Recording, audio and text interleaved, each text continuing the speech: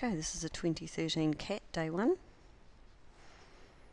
Question 1, solving that. Many different ways to do it. Possibly you would minus the 7, get rid of it, leaving me with minus 3x equals 1, take away 7 is minus 6.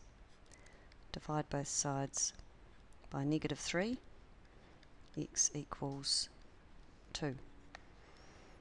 Right, part B. There are brackets.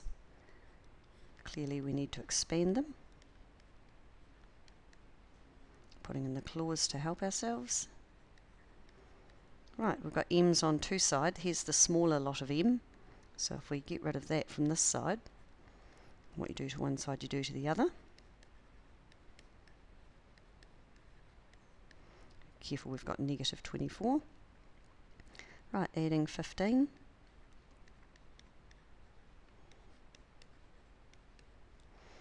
Negative 24 plus 15 is going to be negative 9. Dividing both sides by 4, m equals negative 9 over 4. Right, moving on to part C. I realise this is a quadratic equation. Quadratic equations rely on the principle that if a times b equals 0, then a equals 0 or b equals 0. So for a start we need a couple of factors. So if we factorise, of course to get 12 we could have 6 and 2, 3 and 4. We want to get plus 4 in the middle. So it's going to be a plus 6 minus 2, and that equals 0. That's what we're solving. So we're looking for an x that when I substitute into here, into the left-hand side, and do the multiplying, we're going to end up with 0. So let's try substituting x equals 6 in, and we'll see what happens. We'll get 6, negative 6. Let's try putting in negative 6.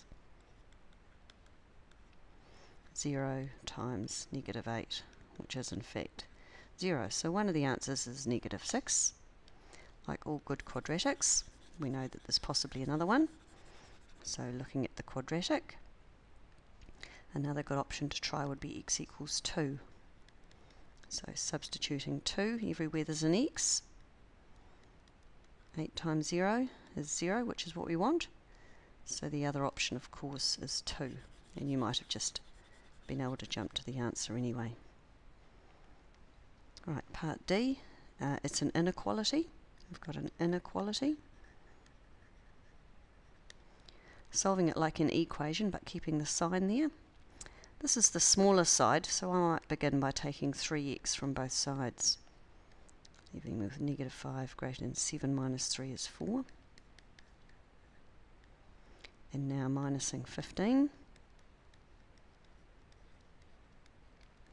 And lastly dividing both sides by 4. You may have chosen to, let's just check what would happen if we took away the 7x.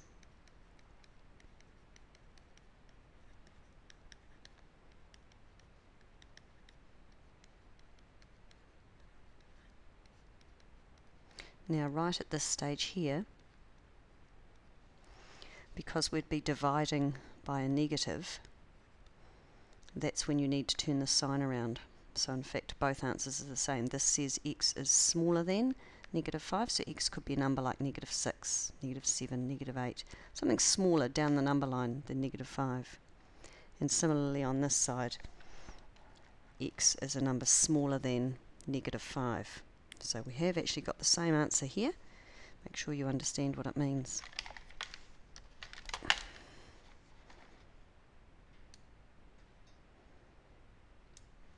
Right, next page. We've got Pierre and Reese. Pierre says he weighs at least 14 kilos plus 3/4 of Reese's weight. Now, I find at the start of one of these questions, there's Pierre and there's Reese, helps to work out who's actually heavier here. At least 14 k's plus 3/4 of Reese's weight. So it sounds to me like Pierre is heavier. These words at least are in bold. 14 kilos plus 3/4 of Reese's weight. write an expression for P years weight P in terms of R. So we want this to say P equals. We want an expression for P, and we'll have some R's in that expression. At least 14 kilos plus 3/4 of Reese's weight, and we'll let R stand for Reese's weight. Now, normally we'd rush in and write an equals, but it does say that Pierre is at least that, which means he could weigh that, or in fact more than that number. So Pierre weighs at least that bit. We just tidy this up a little bit. We'll get 14 plus 3R over 4, if you want to treat that as R over 1. Right, now we're told that Reese actually weighs 56 kilograms. Find Pierre's weight, and there's a whole lot of ands and extra things here, but we'll just start. I'll notice there's an and. We'll just start and we'll find Pierre's weight from this information here. So P is greater than or equal to 14 plus 3/4 of Reese's 56. A little bit of maths here. We're going to need to do 4s into 56. You could halve it and halve it again. I can work out it's 14. 14 times 3, 42. So P is greater than or equal to 14 plus 42. Okay, we're back to 56 kilograms. Find Pierre's weight, we've done that, and state how it compares with Reese's weight. Well, Pierre weighs, without the T, weighs at least the same as Reese, which is the 56, or Pierre is heavier than Reese. Express the relationship in words. We've done that. Pierre weighs at least the same as Reese, the 56 kilos, or Pierre is in fact heavier than him. You must justify your statement using algebra and show that you've used your expression. Well, we certainly used the expression from above. Right, now this one is an excellence question, quite difficult. We'll see what we can do with it. For what values of n will h be negative? First thing that it's suggesting, of course, would be to expand that, factorise, put it into factors. 4 and 2. Yep, that looks right. Now we want some values of n so that when I substitute them into this equation here, h will be negative. Well, I know when I put n equals 2 into that, h will equal 0, and when I put n equals 4, h will equal 0 as well, but we want h to be negative number. We could try n equals 1.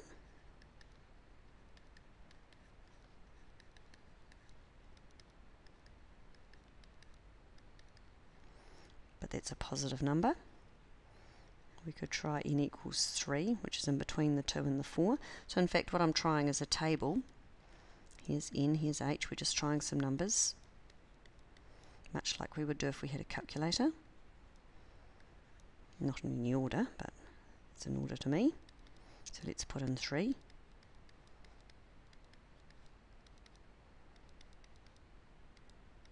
Now there's a negative number. So we've got at least one value of n. If n was 3, h would be negative. We might try the other side of 4.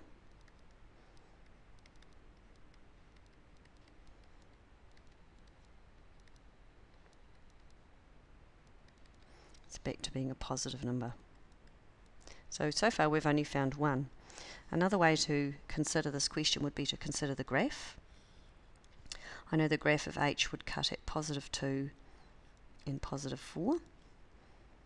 It's a parabola. It's going to look like that.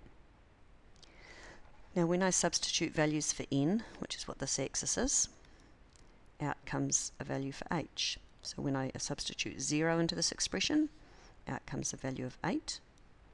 When I substitute 1, out comes the value of 3 on the y-axis, or the h-axis. 2 gives me 0. When I put 3 into this equation, I got the value of negative 1 down here. 4 was 0. When I substituted 5, I got a 3 again. So, assuming n doesn't have to be a whole number, I can see that if I was to put in a decimal like 2.5 or 3.5, out would come a negative value of h. Down here are all the negative values of h. So, in fact, if I chose an n to be between 2 and 4 and substituted it into that equation, it would give me an h value that was negative, just like it did for 3. If I was to put 2.5 in, we could check another point like 2.5. Maths isn't going to be quite so nice.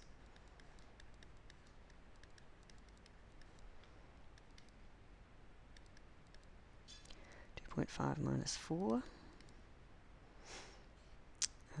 negative 1.5 is going to be negative 3 over 2, and that's a half. Gives me negative 3 over 4, which is certainly less than 0, so it does give me a negative value using 2.5. So that there would be our answer. Just think about that, it's quite difficult.